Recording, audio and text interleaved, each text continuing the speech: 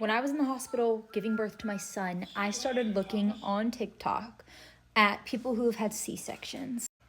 Every single video that came up was a bad experience, not to mention the comments. So I'm gonna tell you guys my amazing C-section experience. So we're in the hospital. Every time we did something new, my son's heartbeat would decline. They said, your doctor's on their way, we're gonna break your water. I said, well, that sounds painful. Can I get that epidural? They said, okay, gave me the epidural. I started shaking like a chihuahua. My doctor walked in, I said, can I just get a C-section? Now she tried to talk me out of it. And I was like, look, I'm tired. I wanna meet my child. And every time we do something, his heart rate changes.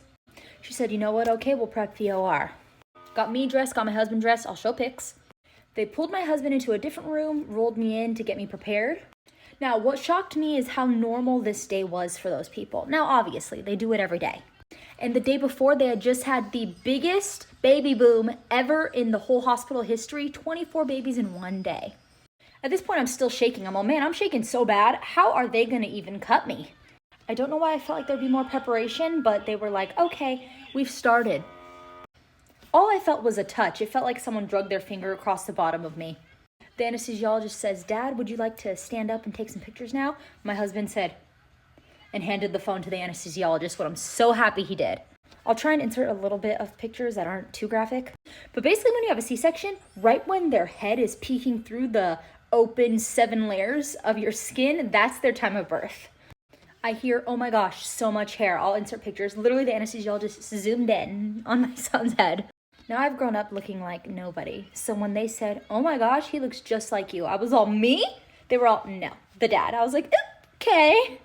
It went so fast. I'm literally looking around like, this is like, we're done? This is crazy. They did have to push on my tummy to like push him out. I didn't feel nothing, maybe a little pressure. My husband was with the baby every step of the way. 5 pounds, 5 ounces, no NICU visit. Everything was perfect. He peed in his mouth. Got to come up to me, meet me. I was kind of so in shock. So like I was crying, but I was like, we've been in here for 3 minutes. My right shoulder started hurting and I was like, to the anesthesiologist, like, my right shoulder hurts. Like, could you maybe massage it? He was all, go ahead and take a nap. I was like, I'm not taking a nap right now. My doctor says, Jackie, turn your head over here.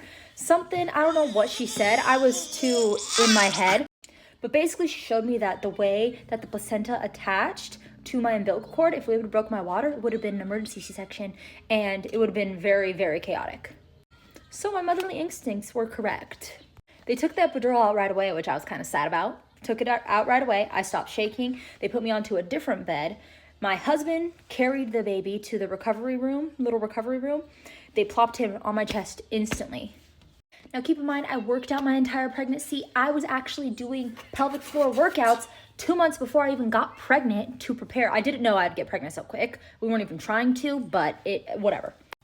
Recovery was fine. Coughing sucked, but shoot, I was breastfeeding, baby football hold, going to the bathroom in my room. Once I got home, I was rearranging under the bed because there was a few things I wanted to put away. So yeah, I saved myself for an emergency C-section and had an awesome one.